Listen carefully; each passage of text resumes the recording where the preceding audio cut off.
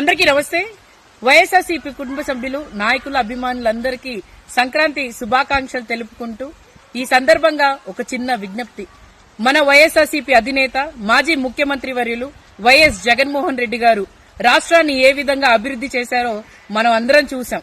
2019 నుంచి 2024 వరకు, అలాగే దాంట్లో 2 సంవత్సరాలు కరోనా పోయిన తర్వాత కూడా 3 సంవత్సరాల్లో ఈ రాష్ట్రాన్ని ఏ విధంగా అభివృద్ధి చేశారంటే, అలాగే 4 ఫిషింగ్ హార్బర్లు, అలాగే మీరు చూసుకుంటే పోర్ట్లే కాదు, అలాగే నాడు నేడు వల్ల స్కూల్ డెవలప్మెంటే కాదు, లేకపోతే ఉద్దానం ప్రాజెక్టే కాదు, కిడ్నీ హాస్పిటల్, అలాగే మెడికల్ కాలేజీలు, ఇవన్నీ జగన్మోహన్ రెడ్డి గారు చేసిన అభివృద్ధి. ఈ రాష్ట్రాని కోసం ఆయన కృషి చేసి, అలాగే సంక్షేమ పథకాలు ఇచ్చి ప్రతి ఒక్కరిని కూడా నాది బాధ్యత అని చెప్పి ఏ విధంగా ఆయన చెప్పారో అదే విధంగా నెరవేర్తించుకుంటూ జగన్మోహన్ రెడ్డి గారు ఈ రోజు రాష్ట్రంలో ప్రతి ఒక్క గుండెల్లో మరి నిలిచిపోయారు.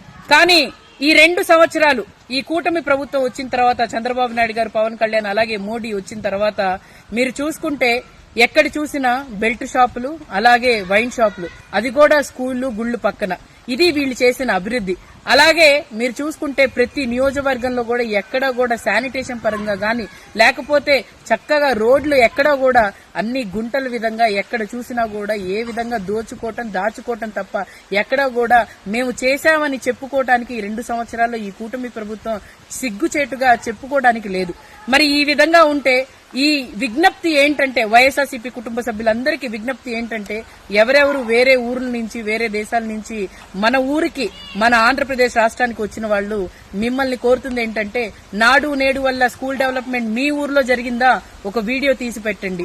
అలాగే ఎక్కడైనా చెత్త పేరుకుపోయిందా ఒక వీడియో తీసి పెట్టండి.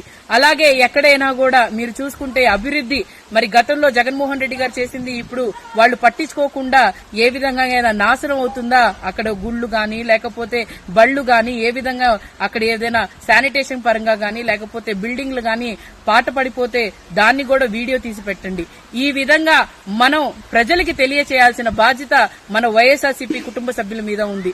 కాబట్టి ప్రతి ఒక్కళ్ళు కూడా ఎక్కడైనా కూడా మీరు చూసుకోండి, ఈ వాట్సాప్ నంబర్ కి మీరు అందరూ కలిసి మరి మీరు చేసిన వీడియోస్ ప్రజల్లోకి వెళ్లాలన్నా, లేకపోతే మనం తెలియచేయాల్సిన బాధ్యత మన అందరి మీద ఉంది. కాబట్టి మనం అందరం కలిసికట్టుగా పనిచేసి జగన్మోహన్ రెడ్డి గారి హయాంలో ఏ విధంగా సంక్షేమం గాని, అభివృద్ధి గాని జరిగిందో ప్రజలకు చూపించాల్సిన బాధ్యత మన అందరి మీద ఉంది.